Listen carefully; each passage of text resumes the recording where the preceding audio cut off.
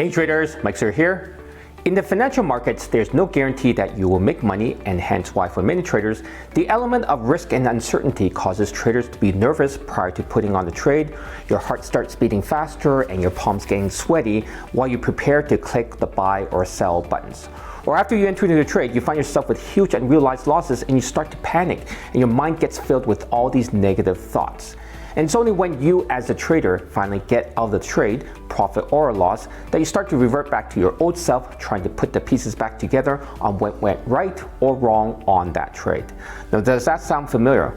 Well, this type of scenario happens to traders all the time, and more often than not, it leads to losses and emotional damage to you as the trader. So in this video, I want to share with you my experiences on how trading doesn't necessarily need to be this emotional roller coaster, and how 3 things can help you take control of your mental state while trading. So let's get started. In trading the financial markets, it's so easy to trade. All you have to do is click the buy or the sell button and voila, you just made a trade. Now obviously the key is knowing when to click the buy or the sell button, and this is where traders get nervous prior to entering into a trade. Now for many newbie traders, the thought of opening up a trading account and becoming a trader excites them because all they can think of is how many millions that they're going to make from trading. Now this of course is far from reality because they don't realize how much preparation is needed prior to putting on a trade.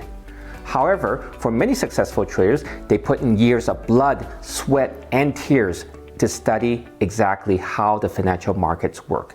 Now they do their due diligence, they do their fundamental research on the companies that they're interested in. They study the technical charts and they look for specific historical patterns. So the first thing that you should do is to be well prepared for trading. Essentially, before you enter into any trade, you must do extensive homework on your trade ideas, and until you're convinced that this trade aligns with your trading strategy, you shouldn't trade at all. Now this way, prior to entering a trade, you have the confidence and the calm demeanor because you know you have done your due diligence.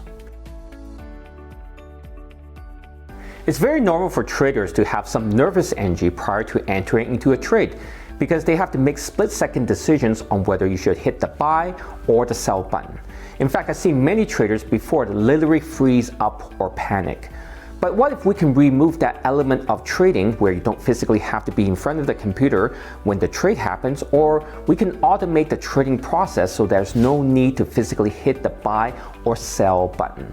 Well, this is the second thing you should do, is you need to set pending orders rather than what we call market orders.